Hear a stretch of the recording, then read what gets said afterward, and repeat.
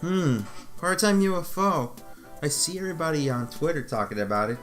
You know what? Let's actually search it up on the Play Store to see what the fuss is all about. Alright, so Part-time UFO. Wait, who made this game again? HAL Laboratories. Wait, let me search it up again. I'm pretty sure I'm not going crazy. Fuck. Third time? Shit. Well, how could a company that made Kirby make a mobile game in the first place? You know what? I gotta actually try it out for myself. 3 hours later. See, I don't know about you guys, but this mobile game is actually pretty good. I actually like this game.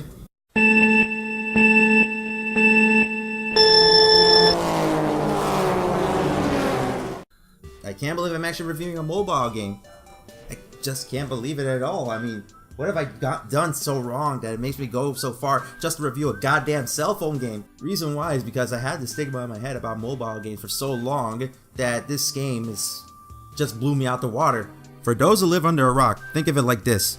You are playing a game like Fire Emblem Heroes. The game kind of limits you with this hard difficulty spike because your characters are not up to snuff. So what do? You buy in-game currency in order to get stronger characters. However, it is all luck based, so you might get a good draw or a bad draw, which in turn forces the player to buy more in-game currency to get more characters. It is a vicious cycle. Now you may be asking, yo Juggzz, why mention all this? Reason why is because Part-time UFO is a game that doesn't have any of that stuff, which is a rare sight in the mobile market nowadays. This game has a lot of significance because it's made by HAL Laboratories. No, your ears are not deceiving you, it is that HAL Laboratories. The same company that made these timeless classics. Are you convinced now? Okay, let's get started. Part-time UFO is a game where you control the titular UFO who looks just like Kirby's UFO form now that you think about it, who crashes to the Earth and immediately he is tasked with helping out other people from the Earth. Once said job is finished, you get compensated for your work in the form of coins. I'll just call it coins because I don't know the actual currency the game uses. The premise of completing said part-time job is simple. Use the UFO's extendable crane to pick up items and stack them up.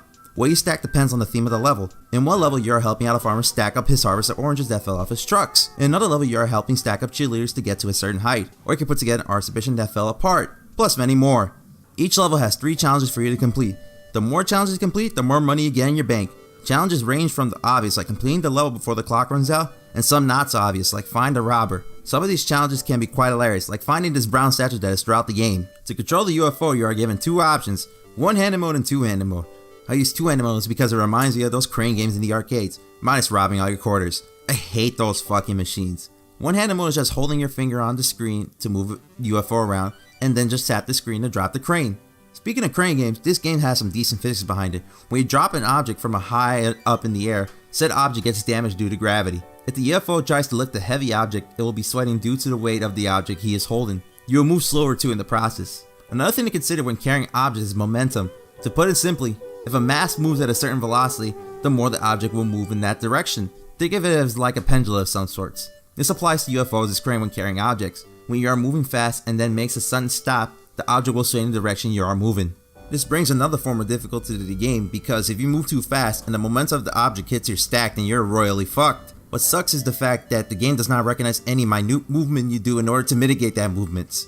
Let's just say you want to line up an object to drop on the stack. You want to fine tune your location so it can drop safely. You can make subtle movements to do that. The problem is that the game does not recognize your tiny movements, so you have to cautiously move the UFO without knocking over your progress. Figuring out how to move the UFO is the challenge. Luckily with the coins you have, you can buy costumes not only to just make UFO look cool, but it has added bonuses along with that. There are costumes that can reduce the momentum of an object, drop your crane faster, move the UFO faster, and it's not like they're expensive either, because you do get a good chunk of money at the end of each level. Also, I like the fact that there's no paywall for each costume. Just want to add that tidbit in there because I like throwing shade at companies that like to ask more money from the consumer on top of what they paid for the game. Aesthetically, the UFO looks adorable in them. I mean, look at him in his kung fu costume. He looks like Mr. Miyagi from Karate Kid. It's not like there is a bad costume in this game because they all look good even when it is in 8-bit style. They still look distinguishable. The liveliness in this game is amazing too.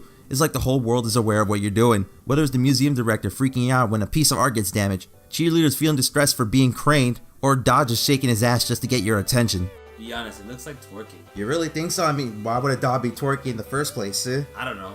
To get mates? What? Who told you to be in this video in the first place? I just decided to be here. Get out! Asshole. But that is not all. The simple yet delightful music of this game has me whistling everywhere, an earworm in a positive way. It is simple with its execution that it seems almost relaxing to play this game. The game has the same tune, but depending on the level you are on, the same tune plays but in a different style depending on the world.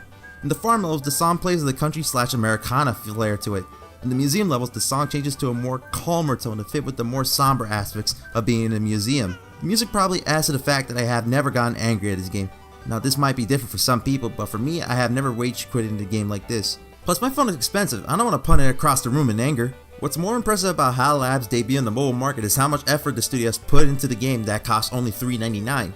A generation ago, this game would have been a full price game on the Nintendo DS. Hence why I vouch for Rhythm Heaven on the Play Store with a reasonable price and no in-game purchases. The $3.99 price tag is a small price to pay, but well worth it to play a game that has been developed with such craft. Now that you think about it, the game's subtext is making a livable wage through various jobs, so it makes sense to at least give HAL Labs a small token of appreciation for a game with such charm. Hence why my final score gets a relaxing theme song out of 10.